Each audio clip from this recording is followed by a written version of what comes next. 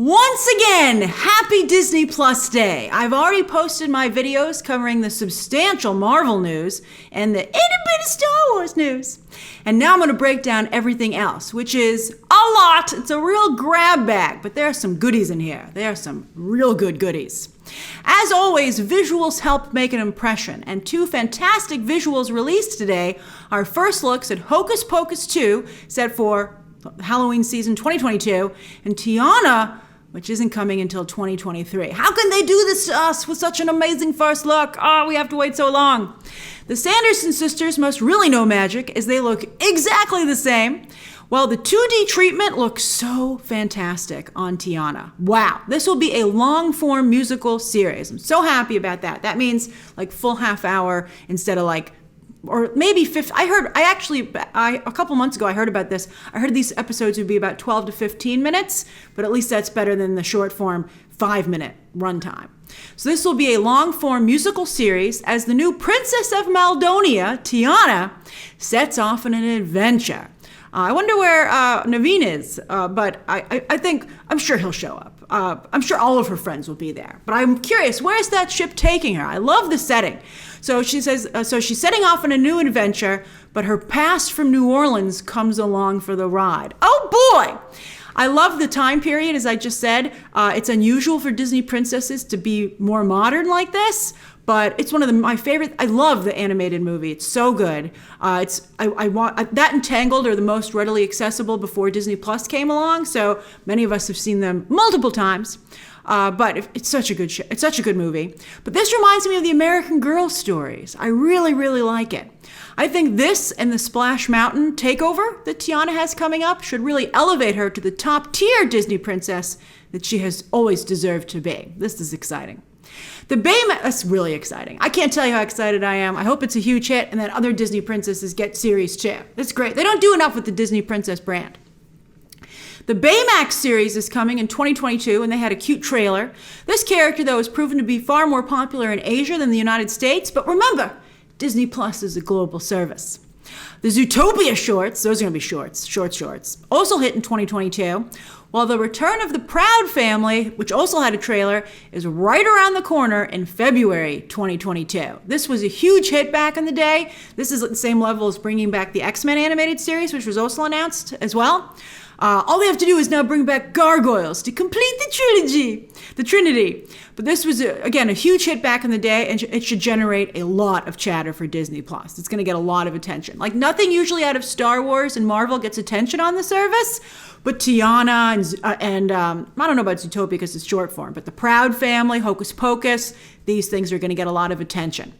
I don't feel quite as good about the rest of this stuff. Oh, well, actually, the Beatles thing. So I'm going to highlight this, what's left, all right? So we got a poster for Chip and Dale Rescue Rangers, which goes meta, Hollywood references with the tiny little script. Hollywood stories aren't that big with general audiences, as we've seen from many, many Hollywood movies that, about Hollywood that haven't done so great.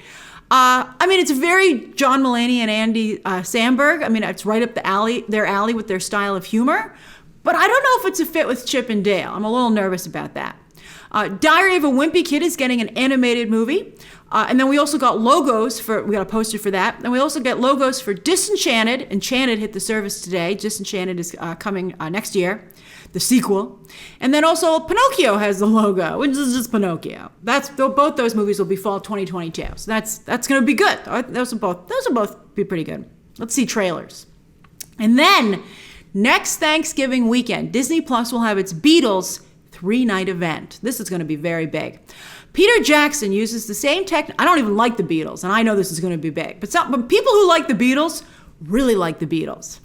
Peter Jackson uses the same technology he did for his World War I documentary, which I did see, and it was fascinating. He takes old footage and makes it look as if it was filmed today, because the only real difference between today and the past, when we look at records of the past, be they, photos or film, is that just really culture and technology change, and everyone's just still a human, which is really interesting. If you went back in time, it would seem like now only like what people were wearing and what they could do would be different. But you wouldn't look or move differently. So that's what Peter Jackson is doing. And so he makes the past far more accessible. It was jaw-dropping. And already people today were very impressed with the first look at the Beatles footage, the clip that they showed. It had the same effect. It's amazing. It's going to be huge. It'll be like Last Dance on ESPN, also Disney big. That was a very big multi-night event as well. Then there's Sneakerella, which I actually think looks charming. I think that's very cute, but I would have called it Sneaker Fella. I don't know if a lot of people would be like, yeah, I want to be a Sneakerella. I think Sneaker Fella would have just needed an F. Just needs an F in there. I'm curious to see how they adapt it though. You can see like he gets a car, which is supposed to be his chariot pumpkin. It's fun. Disney will also try to see if they can do anything with the Spiderwick Chronicles in a new live-action series after the Paramount movie crashed and burned back in 2008. But why are they talking about this and they don't even talk about Percy Jackson? They can't even give a logo for Percy Jackson? Why wouldn't they do that today? That seems insane to me. Finally, also, Cheaper by the Dozen remake is coming. Wimpy Kid is also getting another animated movie, which is a spin-off called Roderick Rules. Then you have the Ice Age Adventures of Buck Wild coming over from Fox Animation. Better Nate Than Ever, which is about a little boy who dreams of starring on Broadway and runs away to New York to do so. Let's see how that looks. We just have a logo right now. And of course, another round of High School Musical, the musical with season 3. Who's watching that? Again, people who like High School Musical really like High School Musical. So what do you think out of all the other announcements, which ones look the best to you? I think that to me, Tiana and Hocus Pocus 2 are the most exciting. And then I think the other stuff, I think and I think from a business perspective, I really respect the Beatles thing. I think that's going to be a big night, even if I'm not personally more excited for it. But I think they should have had a few more first looks here. But I think you can see that there's a very long time before any of this comes. I think the pandemic has really slowed down a lot of production.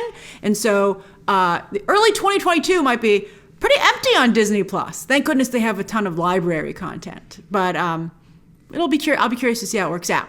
All right, so what do you think? Share your thoughts down below, subscribe today, and of course, as always, you can check out some more videos right now.